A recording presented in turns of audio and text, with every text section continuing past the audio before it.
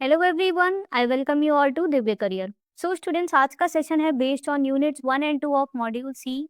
तो ये दोनों ही यूनिट्स काफी इंपॉर्टेंट यूनिट्स हैं और इसमें अब अगर आप मैकमिलन बुक में देखोगे तो यूनिट 1 खासकर इसका, जिसमें आपका प्रायोरिटी सेक्टर लेंडिंग गाइडलाइंस है या एमएससीज की जो लिमिट्स दी हैं वो सारी ओल्ड है, और 2025 में पीएसएल गाइडलाइंस, एमएससी लिमिट्स, इन सभी में चेंजेस भी आए हैं। तो इस वीडियो में आपको सारी चीजें अपडेटेड मिल जाएंगी फॉर योर एग्जाम।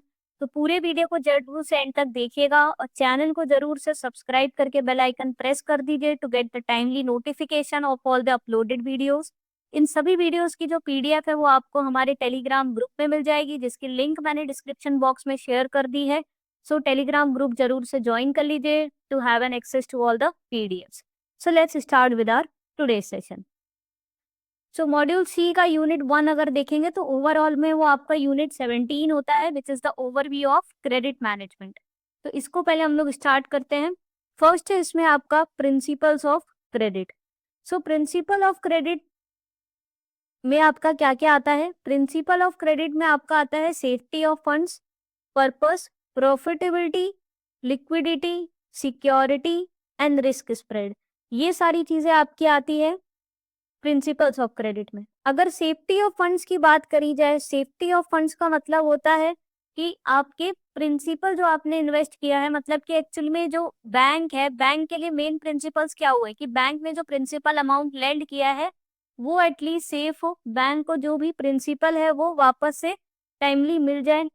पर्पस, जो लोन है वो सिर्फ प्रोडक्टिव पर्पसेस के लिए यूज हो, जिस पर्पस के लिए लोन दिया गया उस पर्पस के लिए हो। अगर एंड टर्म डिफाइन नहीं भी है तो भी स्पेक्युलेटिव पर्पसेस के लिए लोन यूज नहीं होना चाहिए, वो चीज पर्पस इंश्योर करता है कि फुलफिल हो रहा है कि नहीं हो रहा है। प्रॉफिटेबिलिटी, अगेन बैंक ये देखेगा जो भी लोन बैंक दे रहा है उस पे बैंक को एडुकेट रिटर्न मिलना चाहिए। सो इंटरेस्ट स्प्रेड बहुत इंपॉर्टेंट है, interest margin. Okay, liquidity, so that the loans जो भी है it could be easily converted into cash. Liquidity देखेगा जिससे कि प्रॉपर एसेट लाइबिलिटी मैनेजमेंट हो पाए बैंक्स के लिए भी, इसलिए liquidity of loans is very important. Then bank will ensure there is an adequate security. Loan है, it should be adequately secured by, there is a primary security, there is a collateral security, so that if the borrower defaults, bank have a certain cushion. Okay, और साथ में risk spread देखेगा, bank की जो भी risk है वो कितनी है, इट शुड बी डाइवर्सिफाइड। जैसे बोलते भी हैं do not put all your eggs in one basket, वैसे ही लोन्स में भी बोलते हैं कि बैंक्स की जो रिस्क होती है it should be diversified to the group of borrowers. Okay, so ये मेन प्रिंसिपल्स ऑफ क्रेडिट है जो आपको याद रखने, which include safety, purpose, profitability, liquid, security and risk spread. इस पे से भी डायरेक्ट क्वेश्चन आता है एग्जाम में, जिसमें कुछ ऐसा एक ऑप्शन दे दिया जाता है और पूछा जाता है which among the following is not a principle of credit. For example option में देते volatility, so volatility is not. Okay, so इस ये आपको 6 प्रिंसिपल्स हैं जो आपको याद रखने हैं। नेक्स्ट जो अब इम्पोर्टेंट है, which is the role of RBI guidelines in bank credit management, वो हम लोग समझेंगे। सो पहला है end use of funds. End use of funds सबसे ज्यादा इम्पोर्टेंट भी और सबसे ज्यादा बेसिक चीज भी है। जैसे मैंने बताया पर्पस ऑफ लोन, तो ये बैंक की रिस्पॉन्सिबिलिटी है ये देखना कि जो प्रॉपर एंड यूज क्या है, उस जो लोन लिया है अगर वो कैपिटल एक्सपेंशन पर्पस से लिया है किसी यूनिट ने, उससे फिक्स असेट परचेज कर रही है तो वो ही परचेज कर रही है कि नहीं कर रही है। ऐसा तो नहीं जो लॉन्ग टर्म लोन लिया है उसका यूज वो रेगुलर ऑपरेशंस को फाइनेंस करने के लिए कर रही है। So end use of fund is very important to be monitored by the bank. There should not be diversion of a working capital finance for the acquisition of fixed assets or the investment in associate companies, subsidiaries or the investment in capital markets। साथ में diversion of funds की जहाँ बात आती है, बहुत ही important ensure करना, अगर वर्किंग कैपिटल के लिए लोन लिया है इसका मतलब आप जो नॉर्मल आपके ऑपरेशंस है वो अच्छे से रन हो उसके लिए लोन लिया गया है, रेगुलर ऑपरेशंस, तो उसी के लिए ही वो फंड यूज होना चाहिए। उस फंड का यूजेज यूनिट को उससे मशीनरी या कोई फिक्स असेट नहीं खरीदनी चाहिए, क्योंकि वरना पैसा उसमें लॉक हो जाएगा, उससे फिर वो रेगुलर इनकम तुरंत जनरेट होगी नहीं कि जिससे वो बैंक को लोन चुका पाए, और उससे एनपीए होने के रिस्क हाई होते हैं। तो इसीलिए डाइवर्जन ऑफ फंड ना हो, इसके लिए बहुत ही जरूरी है बैंक्स को ये इंश्योर करना दैट द लोन जिस पर्पस के लिए लिया गया है उसी पर्पस के लिए यूटिलाइज हो रहा है। अब सेकंड जो हम लोग बात करेंगे which is priority sector guidelines, जो आरबीआई के रूल्स है, और मैंने जैसे बताया आरबीआई डायरेक्टिव्स देती है और इसमें 2025 में रिसेंट में चेंजेस आए हैं, तो ये सारी ही आपको अपडेटेड गाइडलाइंस मिलेंगे विच is different from the Macmillan books, जिसमें कुछ आपके ऑफकोर्स डिफरेंट है इसमें, क्योंकि कई सारे सेक्टर्स में लिमिट आपकी इनहांस हुई है। पहले बात करते हैं पीएसएल गाइडलाइंस में एग्रीकल्चर फाइनेंस की। For the crop loans, medium term loans, pre and post harvesting activities including transportation, upper cap is ₹2 crore. Similarly, advance for a period not exceeding 12 months against the negotiable warehouse receipts or e-negotiable up to 75 lakhs, and those against non-negotiable warehouse receipts up to rupees 50 lakh shall be eligible to be considered under PSL. इसमें वही agriculture finance के लिए अगर loan देते हैं maximum limit है which is 2 crore for the medium term and crop loans, और साथ में ट्रांसपोर्टेशन, स्टोरेज, ओके, ये सारी एक्टिविटीज भी कवर हो जाए उसके लिए 2 crore तक का लोन एग्रीकल्चर एक्टिविटीज में अगर दिया जा रहा है, it will be eligible to be counted under priority sector. साथ में अब जैसे फार्मर्स उन्होंने वेयर हाउस में रख रखा है अपना स्टॉक, उसके अगेंस्ट उनको वेयर हाउस रिसीट्स अगर इशू करी गई है which has been issued by the warehouse regulatory development authorities, अगर WDRA रजिस्टर्ड वेयर हाउसेस हैं, ठीक है, वो वाली वेयर हाउस को बैंक को दिया गया और उसके अगेंस्ट में बैंक ने अगर फाइनेंस किया है 75 लाख तक का जो लोन बैंक ने दिया है बोरोवर को against those warehouse receipts, वो अगेन प्रायोरिटी सेक्टर के अंदर में काउंट हो जाएगा कि बैंक ने प्रायोरिटी सेक्टर में फाइनेंस दिया है। और अगर वो non negotiable warehouse receipts है या वैसी वेयर हाउस जो कि WDRA रजिस्टर्ड वेयर हाउसेस नहीं इशू करी गई हैं, उन केसेस में बैंक 50 लाख तक का जो लोन देता है बोरोवर्स को, 50 लाख तक के जितने भी लोन अगर बैंक ने इस एक्टिविटी में दिए हैं तो प्रायोरिटी सेक्टर के अंदर में काउंट होगा, क्योंकि आरबीआई ने, अभी हम देखेंगे, डिफरेंट टाइप्स ऑफ बैंक्स के लिए डिफरेंट टारगेट्स रखे हैं और हर बैंक को टारगेट फुलफिल करना होता है। तो अगर लोन इतने अमाउंट तक का है against these ware house receipts and non negotiable warehouse receipts, they are eligible to be counted under priority sector. Next is startups. Loans up to ₹50 crores to the startups as per the definition of Ministry of Commerce and Industry, Government of India. Startups को 50 करोड़ तक का जो loan banks देगी, अगर देती है तो वो प्रायोरिटी सेक्टर में एलिजिबल होता है to be counted. Finance to micro, small and medium enterprises. All the loans to the MSEs which are engaged in manufacturing, services, retail and wholesale trade, they shall be PSL. ठीक है, तो किसी भी type के MSEs को loan दे रही हैं, वो are engaged in these activities, वो प्रायोरिटी सेक्टर में काउंट होते हैं। साथ में जो भी खादी विलेज इंडस्ट्री सेक्टर से रिलेटेड यूनिट्स हैं, उससे रिलेटेड इंगेज है, ओके, वीविंग और ये खादी, ये सारे टेक्सटाइल्स में, तो उन सभी यूनिट्स को जो लोन्स बैंक देती है वो भी प्रायोरिटी सेक्टर में काउंट होते हैं। इसके अंदर में एक सब टारगेट है for the micro enterprises, that is 7.5%। तो जो भी लोन्स केवीआई यूनिट्स बेस्ड यूनिट्स को दिए जा रहे हैं, उसमें ये माना जाएगा कि बैंक्स अपना टारगेट फुलफिल कर रही है जो आरबीआई ने सेट किया है for financing to micro enterprises of 7.5%, जो भी हम आगे देखेंगे, तो वो इसके अंदर में एलिजिबल होता है to be counted. Next, overdraft to Pradhan Mantri Jan Dhan योजना अकाउंट होल्डर्स अप टू 10,000। साथ में जो PMJDY के अंदर में है कि अगर आपने 6 मंथ सेटिस्फैक्टरली अपना अकाउंट रन किया तो उसमें 10,000 तक का you are eligible to get an overdraft facility under this. तो ये जो ओवरड्राफ्ट बैंक देती है to these PMJDY account holders, वो भी काउंट होता है अंडर प्रायोरिटी सेक्टर।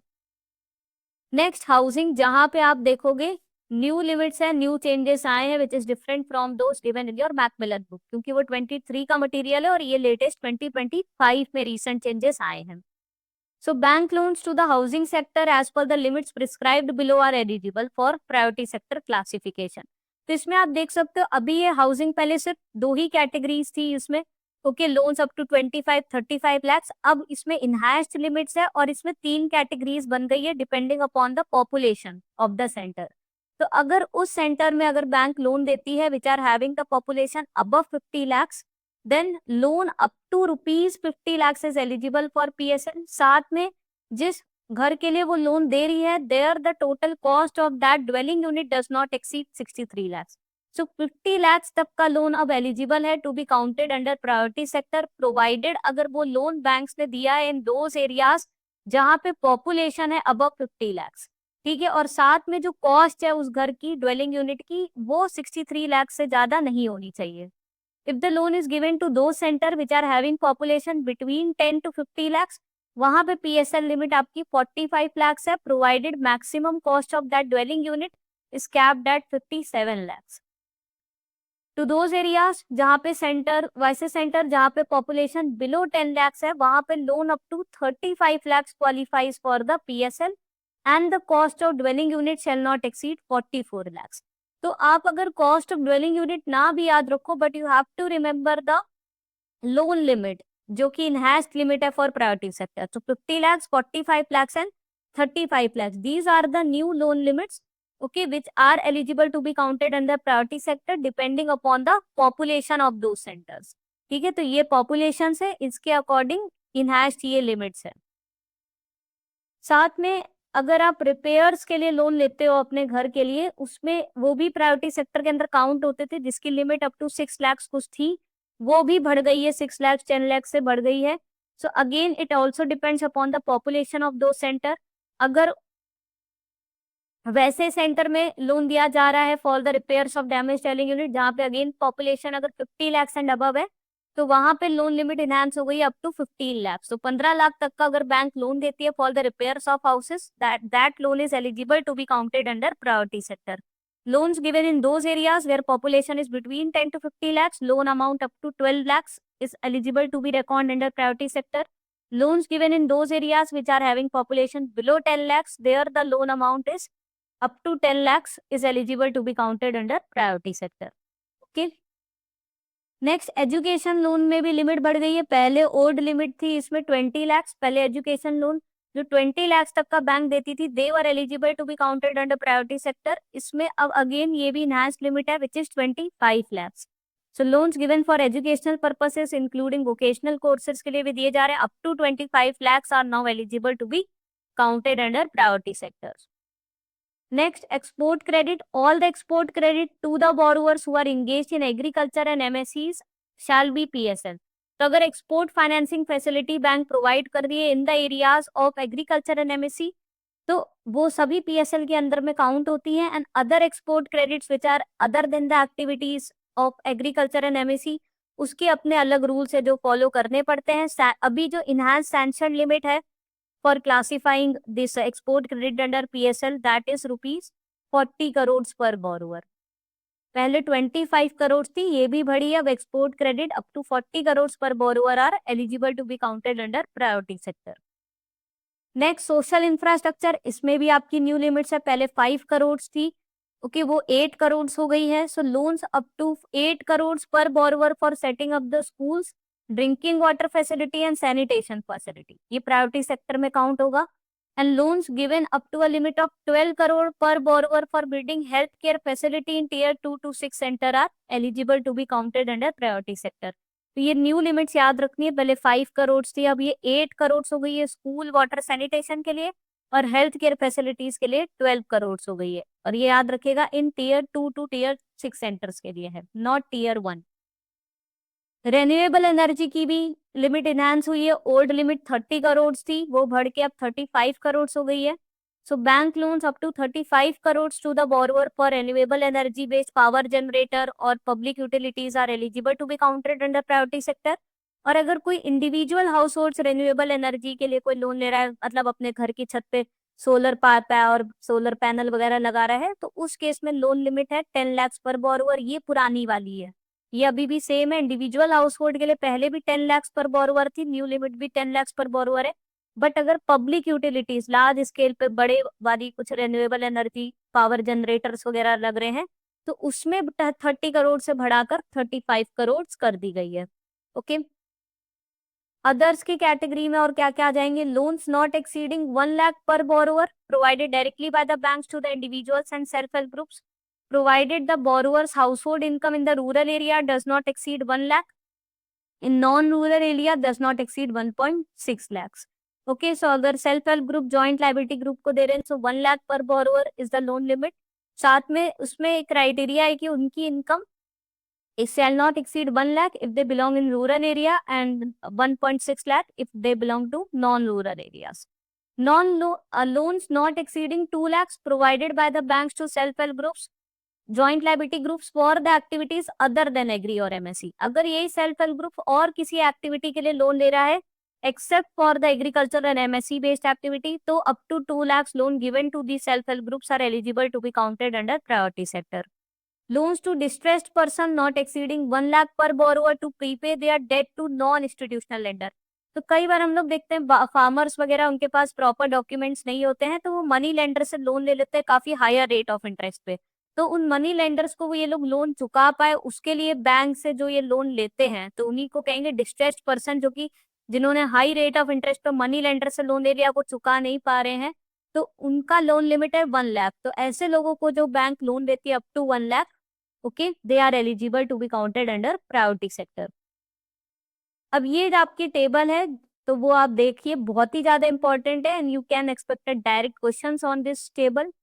सो हम लोग इसमें पहले 3 कैटेगरी ऑफ बैंक्स रखे हैं। इसमें इसको हम लोग लिख देते हैं, इसको कैटेगरी ए मान लेते हैं, इसको कैटेगरी ए मान लेते हैं, इसको कैटेगरी बी मान लेते हैं और इसको कैटेगरी सी मान लेते हैं। सो कैटेगरी ए में I have put domestic commercial banks accept for the RRBs and small finance bank, and also it includes foreign banks which are having 20 branches and above. Category B banks includes foreign banks which are having less than 20 branches. Category C में we have regional rural banks. Okay, तो इनकी limits देखते हैं क्या है। So total priority sector target क्या है for the category A banks? It is 40% of their adjusted net bank credit or the credit equivalent of balance sheet exposure. अब ये एडजस्टेड नेट बैंक क्रेडिट क्या होता है? एडजस्टेड नेट बैंक क्रेडिट जो bank का जो टोटल क्रेडिट, जो bank total जो भी एडवांसेस देती है, उसमें से अगर बैंक्स ने कोई जो बिल्स, जो डिस्काउंटिंग फैसिलिटी बैंक प्रोवाइड करती है बिल डिस्काउंटिंग की, अगर वही बिल अगर वो बैंक्स वापस से री डिस्काउंट करवाती है विद आरबीआई, तो उसको हम लोग माइनस कर देते हैं, minus the bills which are rediscounted with RBI, तो उसको माइनस कर देते हैं।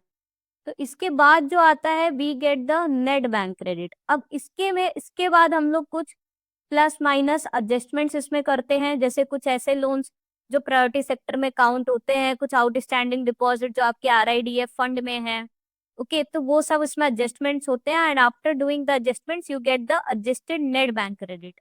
और credit equivalent of balance sheet exposure क्या होता है? अब जैसे letters of credit, bank guarantee जो बैलेंस शीट में नहीं होते हैं, so these are off balance sheet exposure, okay. तो दोनों में जो भी हायर है उसका 40% बैंक्स को जो लोन है अपना प्रायोरिटी सेक्टर एरियाज में देना होता है।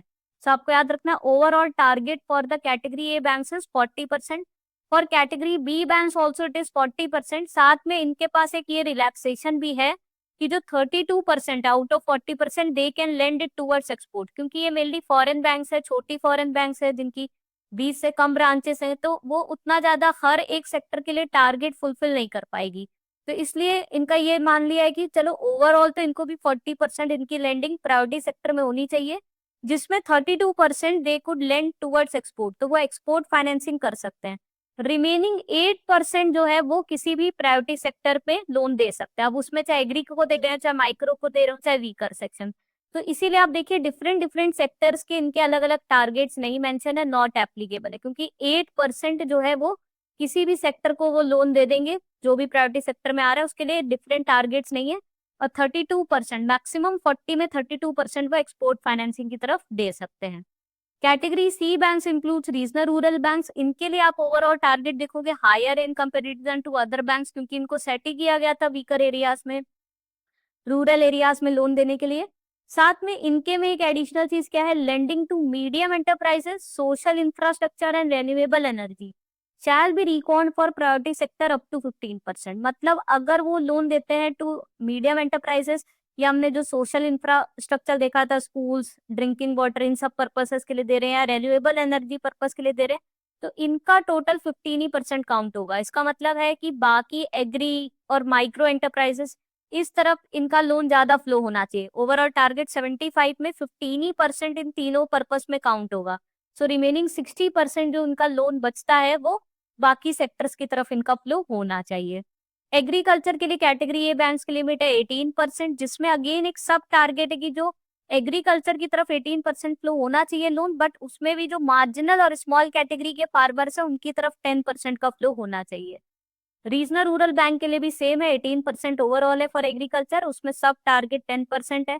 माइक्रो एंटरप्राइजेस का 7.5% है फॉर ए एंड सी तीनों के लिए। वीकर सेक्शंस का 12% है, आरआरबीज के लिए वीकर सेक्शन का हायर है विच इज 15%। ओके, तो आरआरबीज का ओवरऑल टारगेट भी हायर है और वीकर सेक्शन की तरफ भी टारगेट हायर है। In June 2025, RBI has reduced the mandatory PSL target for small finance banks from 75 to 60% of ANBC or CEOB, whichever is higher. Small finance banks के बाकी सारे आप देखोगे टारगेट जो कैटेगरी ए बैंक्स के वो ही है, बट इनका ओवरऑल टारगेट 75% था, जो कि अब रिड्यूस होके 60% हो गया है। साथ में अर्बन कोऑपरेटिव बैंक्स का भी ओवरऑल टारगेट जो 75% था वो रिड्यूस होके 60% हो गया, और बाकी इनके भी टारगेट सिमिलर है to the category A banks. Okay, तो ये सारे न्यू पीएसएल गाइडलाइंस और न्यू टारगेट्स है which you have to remember.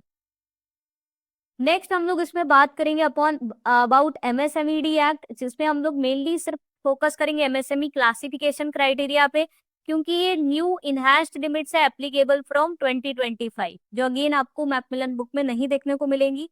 So MSc classification होता है on the basis of two criteria, one is investment in plant and machinery and other is on the basis of turnover. तो जुलाई 2020 में इसमें कुछ changes आए थे। जुलाई 2020 के पहले जो एमएससी क्लासिफिकेशन होता था उसमें डिफरेंट लिमिट्स थी फॉर द मैन्युफैक्चरिंग सेक्टर और अलग लिमिट थी फॉर द सर्विसेज सेक्टर। 2020 में क्या किया गया, इन दोनों सेक्टर को इंटीग्रेट कर दिया और सिर्फ क्लासिफिकेशन रखी on the basis of investment and turnover. तो ये जो ओल्ड लिमिट्स है investment in plant and machinery और टर्नओवर की, ये ओल्ड लिमिट है। 2025 में इसमें चेंजेस किए हैं, जहां पे न्यू लिमिट्स में 2.5 टाइम्स इनहैंसमेंट है for the investment in plant and machinery, और टर्नओवर में आप देखोगे सो 2 टाइम्स इनहैंसमेंट है।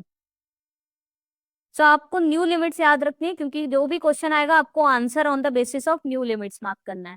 सो माइक्रो एंटरप्राइजेस की न्यू लिमिट क्या है, investment in plant and machinery की 2.5 करोड़, यानी कि अगर माइक्रो एंटरप्राइजेस इन्वेस्टमेंट मतलब जो एंटरप्राइजेस अगर 2.5 करोड़ तक का उनका इन्वेस्टमेंट रहेगा, so they are eligible to be classified under micro enterprises. उसके हिसाब से उनको ऑफकोर्स एलिजिबल रहेगी for participating in other kind of various government schemes and all.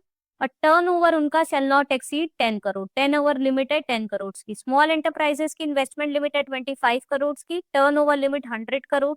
Medium enterprises की इन्वेस्टमेंट लिमिट है 125 crore and turn over 500 crore. अब आप अगर ये सोचे पूरी टेबल कैसे याद रखनी है, तो इसकी बहुत सिंपल ट्रिक है जो आपके साथ शेयर करना चाहेंगे। आपको सिर्फ माइक्रो की याद रखनी है, इन्वेस्टमेंट लिमिट और टर्नओवर लिमिट आप याद रखिएगा। एक तो सारी ही लिमिट्स करोड़ में है, तो आप सिर्फ माइक्रो की याद रखिए which is 2.5 crore investment limit and turnover limit 10 crore. ठीक है, अब स्मॉल के लिए आपको क्या करना है, एक ट्रिक है जिसमें आप माइक्रो एंटरप्राइज के आपको याद है, स्मॉल में आपको सिर्फ इंटू 10 कर देना है। तो 2.5 इंटू 10 25 करोड़, 10 इंटू 10 100 करोड़। तो 10 टाइम्स होती है स्मॉल की लिमिट माइक्रो से। और मीडियम के लिए आपको क्या करना है, जो स्मॉल की है उसमें इंटू 5 कर देना है। मीडियम वाली 5 टाइम्स होती है स्मॉल के, सो 25 इंटू 5 125 एंड 100 इंटू 5 500। तो इस तरीके से आप पूरी टेबल अपनी खुद से कंप्लीट कर सकते हो। एग्जाम में क्वेश्चन कुछ भी आ सकता है, investment limit of small enterprise पूछ सकते हैं या टर्नओवर लिमिट ऑफ मीडियम। ठीक है, तो आप जिससे मेस भी ना करो, सिर्फ आप माइक्रो की याद करके जाइए 2.5 करोड़ और 10 करोड़। बाकी आप इस ट्रिक से बाकी निकाल लीजिएगा, स्मॉल की इंटू 10 कर दीजिएगा माइक्रो फिगर्स में, और मीडियम की इंटू 10 कर दीजिए, इंटू 5 कर दीजिएगा स्मॉल की फिगर्स में। तो this is how you can learn the whole table. Okay, next credit exposure norms, जिसपे अगेन क्वेश्चन आए हैं कई बार। So for individuals and group counter parties which are non banking finance companies, वहां पे बैंक्स की एक्सपोजर सीलिंग लिमिट है 20% of tier 1 capital in case of single counter party and 25% of 2 point tier 1 capital in case of group of connected counter parties. तो ये RBI ने directives निकाले हैं जिससे बैंक्स की जो एक्सपोजर है वो बहुत ज्यादा कंसंट्रेटेड ना हो, सिर्फ एक ही इंडिविजुअल को या कनेक्टेड पार्टीज को बहुत सारा लोन ना दे, वरना वो अगर डिफॉल्ट करेंगे तो उसका बहुत ही एडवर्स इम्पैक्ट पड़ेगा बैंक की बैलेंस शीट पे।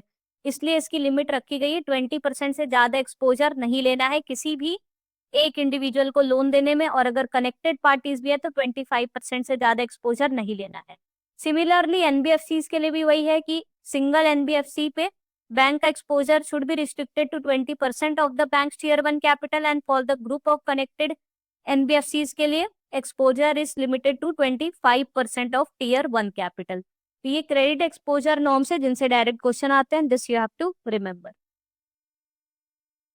फिर हम लोग बात करेंगे आरबीआई की गाइडलाइंस और एनपीए, आईरैक, प्रोविजनिंग नॉर्म, जो भी आईरैक क्लासिफिकेशन है related to income recognition, asset classification, इस पे से ऑफ कोर्स बहुत क्वेश्चंस आते हैं एग्जाम में, तो वो डिस्कस करेंगे। पहले होता है आपका स्पेशल मेंशन अकाउंट। देखिए, आपका पहले अगर स्टैंडर्ड अकाउंट है, आप रेगुलरली लोन भर रहे हो, बट आपका ड्यू हुआ, आपने लोन नहीं रीपे किया, सो अगर ओवर ड्यू रहा for the period of 1 to 30 days, तो आपका जो अकाउंट है वो स्लिप कर जाता है एसएमए 0 में। SMA means special mention account, तो एसएमए 0 कैटेगरी में। एसएमए 1, अगर आपका लोन ओवर ड्यू रहा, remaining unpaid for a period of 31 to 60 days, 2 महीने हो गए आपने लोन अमाउंट नहीं भरा। अब अगर 2 महीने से ज्यादा हो गए, 61 to 90 days हो गया, 2 महीने से ज्यादा हो गए, आपने लोन का इंस्टॉलमेंट नहीं रीपे किया, चाहे प्रिंसिपल हो चाहे इंटरेस्ट हो कुछ भी हो, तो आपका लोन अकाउंट स्लिप कर जाएगा SMA 2। एंड आफ्टर 90 days वो आपका कहाँ चला जाएगा, ऑफकोर्स एनपीए में चला जाएगा। 90 days के बाद आपका नॉन परफॉर्मिंग असेट में चला जाएगा। फिर उसकी भी कैटेगरीज एनपीए की। पहला है सब standard asset. A substandard asset is one which has remained NPA for a period less than or equal to 12 months। तो अब आपका जब अकाउंट एनपीए हो गया, सो 12 महीने तक वो क्लासिफाइड होगा बैंक्स की बुक्स में as a sub standard asset. After 12 months वो डाउटफुल असेट की कैटेगरी में चला जाएगा। So asset would be classified as doubtful if remained in sub standard for a period of 12 months. So after 12 months it would slip into doubtful, जिसमें again आपकी categories है D1, D2, D3। सो 1 साल के लिए वो D1 में रहेगा, next 2 सालों के लिए यानी 2 to 3 years उसके बाद D2 में रहेगा, एंड आफ्टर 3 years वो डाउटफुल 3 में चला जाएगा। और अगर उसके बाद भी लग रहा है कि कुछ भी हम लोग रिकवर कर ही नहीं सकते हैं, उस लोन अमाउंट से अब रीपेमेंट आनी ही नहीं है, तो फिर बैंक को अपनी बैलेंस शीट से उसको राइट ऑफ कर देना होता है और वो एक लॉस असेट बन जाता है। So loss asset is one where the bank or the internal external auditor or RBI inspection has identified the loss, but the amount has not been written off. Such an asset is considered uncollectible। तो अभी right of नहीं हुआ है तो loss asset जैसे दिख रहा है, बाद में उनको अपनी बैलेंस शीट से हटा देना होता है, बिकॉज ये मान के चलते हैं कि इट इज अनकलेक्टेबल, अब इसमें पैसा नहीं आना है। नेक्स्ट जो बहुत ही इंपॉर्टेंट है which is your provisioning norms. तो प्रोविजनिंग ऐसा नहीं है कि हमें सिर्फ एनपीए एसेट्स में ही करना होता है, इवन अगर हमारा लोन स्टैंडर्ड एसेट की कैटेगरी में भी है, वहां पर भी बैंक्स क्या है, प्रोविजनिंग करती है अपना रिस्क लिमिटेशन के लिए। तो अगर बैंक्स लोन देती है फॉर द एग्रीकल्चर एक्टिविटीज, अगर स्टैंडर्ड भी है तो भी बैंक 0.25% जो लोन दिया है उसका जो आउटस्टैंडिंग है उस पर प्रोविजनिंग बना के रखती है। Advances given to micro and small enterprises, again 0.25% is the provisioning requirement. Advances given to commercial real estate sector, 1% is the provisioning requirement. Advances to commercial real estate residential housing, 0.75%. And all the other loans and advances, इसमें it also includes the loans which are given to medium enterprises। तो चाहे medium enterprises को loan दिया या और भी किसी भी सेक्टर में लोन दिया except for these above mention, वहां पे प्रोविजनिंग नॉर्म है आपका 0.4% ऑन द आउटस्टैंडिंग। तो बैंक्स क्या है, even though the loan is in the standard category, then also banks क्या है इन सभी कैटेगरीज में क्या है, प्रोविजनिंग करती है। और ऑफ कोर्स वो एनपीए हो गया तब उसमें आपकी हायर प्रोविजनिंग होती है। अब इसमें दो तरीके से कैटेगराइजेशन होता है कि वो असेट आपका सिक्योर्ड है कि अनसिक्योर्ड है, उसके हिसाब से बैंक प्रोविजनिंग करती है। मतलब जितना आउटस्टैंडिंग है उसके अगेंस्ट में बैंक के पास एडिक्वेट सिक्योरिटी है कि नहीं है। तो इसमें क्या है, बहुत इजी है, अगर वो सब स्टैंडर्ड एसेट है और अगर सिक्योरिटी अवेलेबल है सो 15% की प्रोविजनिंग है, और अगर सिक्योरिटी अवेलेबल नहीं है तो 25% की प्रोविजनिंग है। ठीक है, अगर आपका स्लिप होके D1 में चला गया, सिक्योर्ड है 25% की, सिक्योर्ड है D2 है तो 40% की, सिक्योर्ड है D3 है तो पूरी ही प्रोविजनिंग करनी है 100%। अनसिक्योर्ड में चाहे D1 हो, D2 हो चाहे D3 हो, तीनों ही केसेस में 100% बैंक प्रोविजनिंग करती है।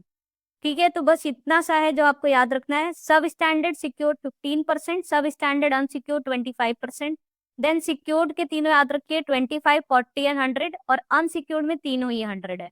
अब अगर आप चाहो तो सब स्टैंडर्ड को भी एक और क्लासिफिकेशन है कि अगर लोन इंफ्रास्ट्रक्चर लोन है कि अदर लोन्स है। तो इंफ्रास्ट्रक्चर लोन्स में क्या होता है, बैंक 25% की जगह 20% ही प्रोविजनिंग करके रखती है बस। ठीक है, बाकी सारे ही रूल्स आपके सेम हैं।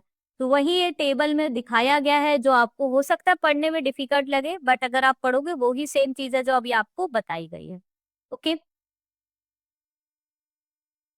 तो चलिए अब हम लोग नेक्स्ट यूनिट पे आते हैं again, which is very important, which is analysis of financial statements.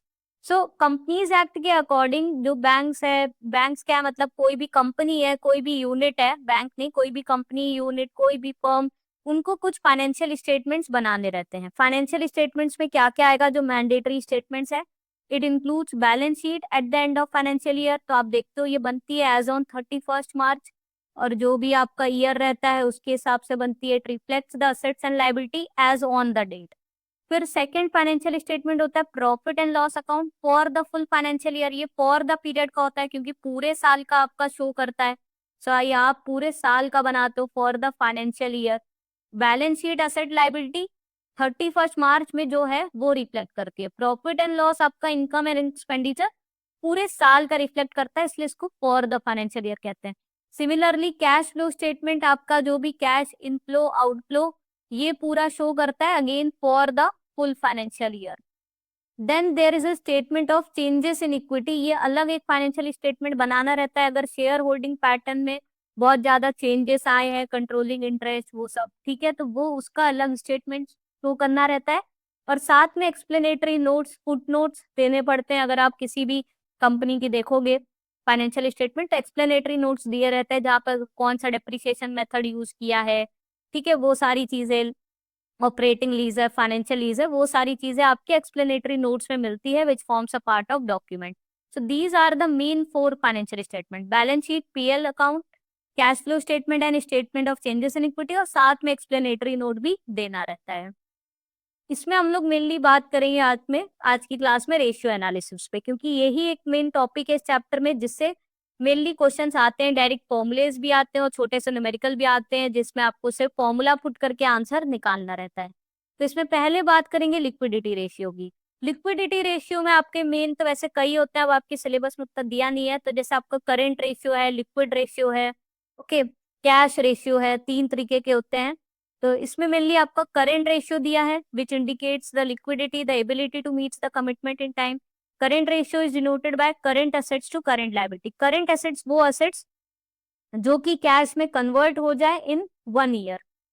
Okay, so current ratio एक आइडियल माना गया है 1.33:1, where 0.33 over 1 is the surplus of long term sources over the long term uses and it is called net working capital. इसका मतलब क्या है, इसको अगर आप ब्रेक डाउन करोगे तो इसमें ये मान के चल रहे हैं कि अगर जो करंट असेट्स है, अगर ये हमारा 1:1 होता मान लीजिए, तो मतलब करंट असेट जितने हैं उतने ही करंट लाइबिलिटीज है। बट अगर ये हमारा 1.33:1 है, मतलब कुछ एक्सेस अमाउंट है हमारा पास एसेट्स का, कुछ एक्सेस अमाउंट है, तो इसमें ये बोला जा रहा है जो एक्स्ट्रा जो कुछ इसका जो 1:1 का जो अमाउंट है, मान लीजिए जो 75% है करेंट एसेट्स, वो किससे फंड हो रहा है, 75% of current asset is being funded by current liabilities only.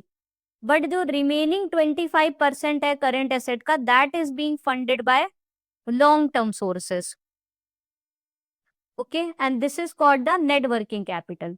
So net working capital ratio, it gives the long term support available to build up on the current assets, indicating the margin available over the current liability to finance the current asset. Okay, तो ये बताता है कि कितना portion जो current asset का है that is being funded by the long term capital rather by the short term liabilities. Okay, so net working capital आपका क्या होता है, ऐसे नेट वर्किंग कैपिटल आपका होता है total current assets minus total current liability. Okay, so net working capital ratio is equal to net working capital, जो आप निकालोगे total current assets minus current liability divided by total current assets into 100। Next हम लोग बात करेंगे profitability ratios की। इसमें पहला है आपका raw material consumption to cost of production ratio. It gives the sensitivity of raw material price on the cost of production. ये एक्चुअल में क्या शो करता है, एक्चुअल में ये शो करता है जो टोटल कॉस्ट ऑफ प्रोडक्शन है उसमें कितना प्रोपोर्शन है आपका रॉ मटेरियल कॉस्ट का। तो एक तरीके से ये भी शो करता है, क्योंकि कॉस्ट ऑफ प्रोडक्शन में मेन जो कॉस्ट किसका आता है, रॉ मटेरियल कॉस्ट आता है। अगर ये बहुत ज्यादा हाई है रेशियो, तो इसका मतलब जो टोटल कॉस्ट ऑफ प्रोडक्शन में मेन जो हमारा रॉ मटेरियल का कॉस्ट है उसी का ही वेटेज ज्यादा है। ओके, नेक्स्ट है आपका profit before tax ratio which is PBT, which gives the share of PBT in the sales revenue and is arrived by the formula PBT divided by net sales into 100. It reflects the profitability efficiency of the unit. तो जितना ज्यादा high PBT ratio उतना high क्या है, उस company की profitability efficiency, मतलब उतना ही अच्छे से वो कंपनी अपने एक्सपेंसेस को मैनेज कर रही है। ओके, और सेल्स को यूज कर रही है to generate the profits. Profit after tax gives the share of owners earning in the sales revenue by using formula। क्योंकि owners earning क्या होता है, जो इक्विटी शेयर होल्डर्स है, ठीक है, उनको जो डिविडेंड मिलता है वो कब मिलता है, जो प्रॉफिट आफ्टर टैक्स से ही मिलता है, प्रॉफिट बिफोर टैक्स नहीं, इसके बाद टैक्स भी भरना है। So this is the actually the purest form of profit, जो पैट होता है। तो अगर अगेन पैट रेशियो आपका हाई है, इसका मतलब again the company is efficiently converting the sales into profit, अच्छे से सेल्स रेवेन्यू से वो प्रॉफिट अर्न कर रही है बेटर, एंड जो भी कॉस्ट है उसको बहुत ही अच्छे से मैनेज कर रही है। So it is denoted by PAT divided by net sales into 100। Next है आपका EBITDA margin ratio, which is a measure of units operating performance. Operating, क्योंकि ये जो रेवेन्यू दिखा रही है income, that is through the operations.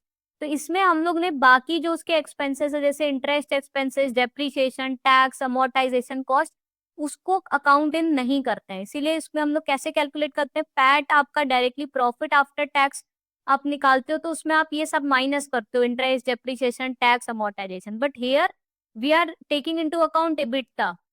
तो आप इसलिए रिवर्स में अगर चलो तो आप ये सारे एक्सपेंसेस क्या है वापस से एड ऑन कर रहे हो। Okay, so it actually reflects the revenue which is earnings which is due to the operations divided by the net sales into 100। Okay, next है return on capital employed. So it is used to measure operating performance in relation to total capital employed in the business। अब capital कहाँ कहाँ employ करेगी business में, उससे या तो current assets finance करेगी बिजनेस, या तो फिक्स असेट्स फाइनेंस करेगी, मशीनरी वगैरह खरीदेगी। So EBITDA divided by the total asset side of balance sheets into 100। तो ये रेशियो बताता है कितना एफिशिएंटली यूनिट अपने कैपिटल को जो भी है यूज कर पा रही है, okay, to generate the profit over it. तो जो भी है EBITDA divided by total of assets, क्योंकि वो पैसे को कहाँ लगा रही है, करेंट असेट्स और फिक्स असेट्स में लगा रही है। Operating profit ratio is denoted by operating profit divided by net sales into 100। Here, non-operative income and non-operative expenses are weeded out to arrive at the true profitability of the business। Again, यहाँ पर operating profit लेंगे हम लोग, इसका मतलब EBIT की बात कर रहे हैं, EBIT upon net sales into 100 की बात कर रहे हैं, earnings before interest and taxes. क्योंकि इंटरेस्ट और टैक्सेस आपके ऑपरेटिंग एक्सपेंसेस नहीं होते, ये नॉन ऑपरेटिंग एक्सपेंसेस है।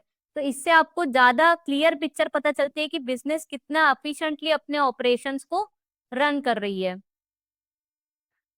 Then an internal rate of return, it is a metric used in the financial analysis to estimate the profitability of potential investments। तो ये actually capital budgeting में use होता है, through which we can estimate the potential the return of any project or the investment। So IRR क्या होता है, वो actually एक discount rate जहाँ पे आपका NPV क्या होता है, becomes equal to 0। So it represents the discount rate at which your net present value becomes equal to 0। net present value क्या होती है, this is denoted by present value, summation of the present value of all the cash inflows minus your initial investment। इसमें आप discounting use करते हो, C divided by 1 plus R to the power n आपका रहता है। Okay, तो वो discount rate जहां पे आपका एनपीवी क्या हो जाए, इक्वल टू 0 हो जाए, यानी present value of all the cash inflows become equal to the investment amount। ठीक है, तो वो कौन सा रेट है, कितना हमें रिटर्न की जरूरत है कि जो हमारा कैश इनफ्लो है वो हमारे इन्वेस्टमेंट अमाउंट से के इक्वल हो जाए, that is your internal rate of return. Okay, next है आपका लेवरेज रेशियोज, जिसको हम लोग सॉल्वेंसी रेशियो और गियरिंग रेशियोज भी बोलते हैं। तो ये एक्चुअली बताता है कि कंपनी एक्चुअली कितनी ज्यादा सॉल्वेंट है या कितनी ज्यादा लेवरेज्ड है, क्या रेशियो है डेट और इक्विटी का, कितना ज्यादा वो फाइनेंस अपना कर रही है थ्रू ओनर्स फंड, और कितना ज्यादा वो डिपेंडेंट है ऑन द डेट। ओके, ये सब चीजें इसमें मेजर होती है। So ratio of owner's fund to the borrowed fund is calculated by total outside liability divided by the tangible net worth. Tangible net worth लेंगे, इसका मतलब जो इक्विटी है वो लेंगे, इसमें इक्विटी शेयर कैपिटल प्लस जो भी इसमें रिजर्व सरप्लस वो लिया जाता है, और इनटैंजिबल एसेट्स इसमें नहीं लिए जाएंगे। Where TOL represents the total outside liability और term liability and current liability, जिसमें दोनों ही चीजें आ गई आपकी। टोटल आउटसाइड लाइबिलिटी में करंट लाइबिलिटी भी आ गई और term liability, long term liability भी। And total net tangible net worth हो गया आपका net worth minus your intangible assets. तो ये एक्चुअली ये रिफ्लेक्ट करता है कि भाई कितना ज्यादा ये खुद के फंड को यूज कर रही है कंपनी, और कितना ज्यादा वो डिपेंडेंट है upon the borrowed funds. Debt equity ratio measured by long term date divided by the net worth. यहाँ पे हम लोग डेट इक्विटी रेशियो में आप देख रहे हो करेंट लाइबिलिटी नहीं लेते हैं, ठीक है। टोटल आउटसाइड लाइबिलिटी जब लेते हैं तब करेंट लाइबिलिटी भी लेते हैं। डेट इक्विटी में we are only considering the long term date.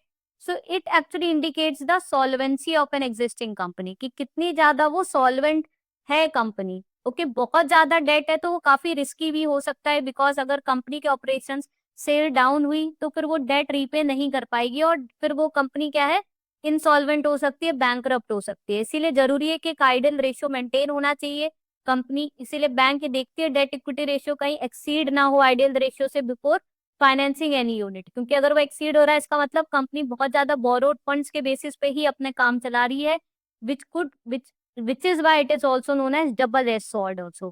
Debt equity ratio is used to assess the solvency of the company as a whole by the financial analyst and media analyst. The formula used is total outside liability divided by net worth. तो बहुत लोग इसको as a total outside liability भी ले लेते हैं, जहाँ पे ऑफकोर्स अगर आपने टोटल ले लिया so there you will use the long term as well as the short term. Otherwise, debt equity ratio we consider only the long term. Next है आपके कवरेज रेशियोज, जो ये बताते हैं कि आपके पास कितना आपके पास इनकम है जिससे आप आराम से अपना इंटरेस्ट या प्रिंसिपल पेमेंट कर सकते हो। ओके, सो पहला है debt service coverage ratio, which is a measurement of units ability to service the payment obligations of its debt out of its future earnings. तो कितना उसके पास इनकम रहेगी, कितना कैश फ्लो रहेगा जिसके थ्रू वो कैश पेमेंट कर सकते, कितना कवरेज है अवेलेबल। तो जितना हायर रहेगा कवरेज रेशियो उतना ही ज्यादा कंफर्टेबल सिचुएशन में है कोई भी यूनिट।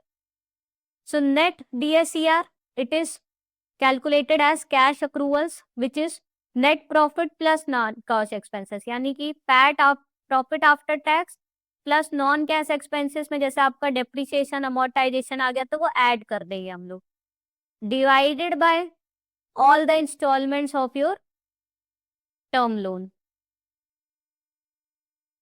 जिसमें हम लोग मेनली प्रिंसिपल रीपेमेंट कंसीडर करते हैं। So profit after tax plus depreciation divided by the principal repayment. So it actually measures the cash flows after paying the interest. Okay, net DSCR assess the ability of a unit to service the installments. Okay, तो यहाँ पर cash flow को compare किया जा रहा है to the principal repayment only. फिर आता है gross debt service coverage ratio, जिसको कैसे कैलकुलेट करेंगे, profit after tax plus depreciation plus interest divided by principal plus interest. ये फॉर्मूला है आपका gross debt service coverage ratio का, जहां पे you are comparing the cash flow to both the interest and principal repayment. So here actually it is measuring the cash flow before the interest payments. It assesses the ability to service both the installments plus interest. Okay. Next है आपका vanquish ratio. So EBITDA is used to service the long-term debt, and as such we can assess number of years by which at the present level of EBITDA the entire long-term debt can be wiped out or can vanquish. तो actually ये बता रहा है कि आपके पास कितना earnings, कितने सालों में ओके जो आपका टोटल डेट है वो आप खत्म कर सकते हो थ्रू योर अर्निंग्स। ओके, तो अगर आपका लॉन्ग टर्म डेट ज्यादा है तो आपका मतलब वैंक्विश रेशियो ज्यादा है, इसका मतलब आपको ज्यादा साल लग जाएंगे अपने डेट को कंप्लीटली वाइप ऑफ करने में या वैंक्विश करने में या खत्म करने में through your earnings. So it is measured bye long term date divided by EBITDA.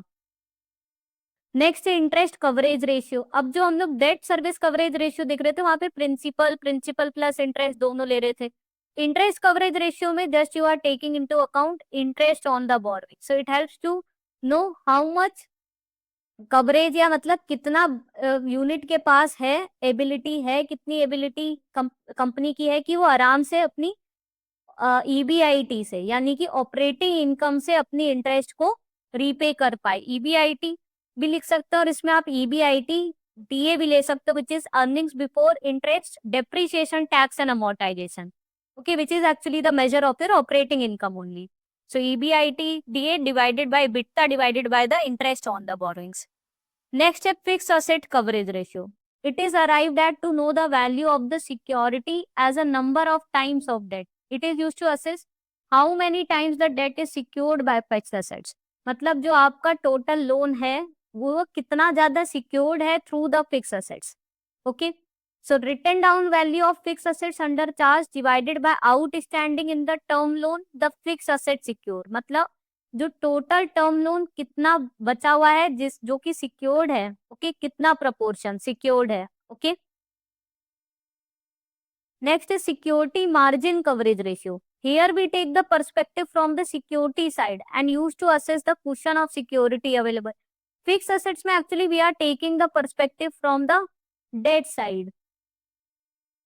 Okay, कि यहाँ पर हम लोग देखते हैं कि कितना गुना हमारा जो डेट है वो सिक्योर्ड है फिक्स असेट्स से, और यहाँ पर हम लोग देखते हैं कि कितना एक्चुअल में हमारा सिक्योरिटी अवेलेबल है। So it is measured by written down value of fix assets minus the term loan outstanding divided by the written down value of fix assets into 100। तो ये फॉर्मूला इंपॉर्टेंट है, याद रखने आपको, इस पर डायरेक्ट आपका 1 मार्क के न्यूमेरिकल आते हैं where you just have to apply this formula and calculate. Okay, so fixed assets coverage ratio we are taking into perspective the debt side, and security margin covering ratio में we are taking the perspective from the security side कि कितना security available है हमारे पास अभी। तो जो total जो fix asset है उसका कितना प्रपोर्शन बाकी है अभी, तो लोन आउटस्टैंडिंग उतना तो कवर ही हो गया, तो अब और कितना एक्सेस बाकी है। ओके, नेक्स्ट है होल्डिंग और टर्नओवर रेशियोज, जो एक्चुअली में एफिशिएंसी रेशियोज होते हैं किसी भी यूनिट को कि कितना एफिशिएंटली वो कंपनी अपने स्टॉक्स को मैनेज कर रही है, कितना एफिशिएंटली वो डेटर से पैसे कलेक्ट कर रही है, कितना एफिशिएंटली वो अपने क्रेडिटर को पैसे पे कर रही है टाइमली, वो सारी चीजें आपकी टर्नओवर रेशियोज रिफ्लेक्ट करती है, which are the efficiency ratios. So इसमें पहला है raw material holding ratios which give us an idea of how many days the consumption of raw material need to be stored as per the past data. मतलब कितना time period के लिए company को अपना raw material store करके रखना पड़ेगा before going it into the next stage. So it is measured as raw material average stock divided by the raw material consumed into 365। Okay, similarly you have finished goods holding period, जो ये बताता है कितने समय के लिए finished goods अपने पास company को रखने पड़ेंगे before selling it. So finished goods average stock divided by the cost of sales of the period into 365 will give you finished goods holding ratio. Then you have receivable holding ratio. Receivable क्या होता है आपके debtors, देखिए आप इसमें पहले क्या निकालते हो, debtor turnover ratio। debtor turnover ratio आपके क्या होता है, आपका जो भी सेल्स है, क्रेडिट में जो आपने सेल्स किया है, divided by your average debtor. This sales is actually your credit sales, जो आपने उधार पे माल बेचा है, जिसका कैश आ गया जो सेल करके वो तो इसमें नहीं कंसीडर करेंगे।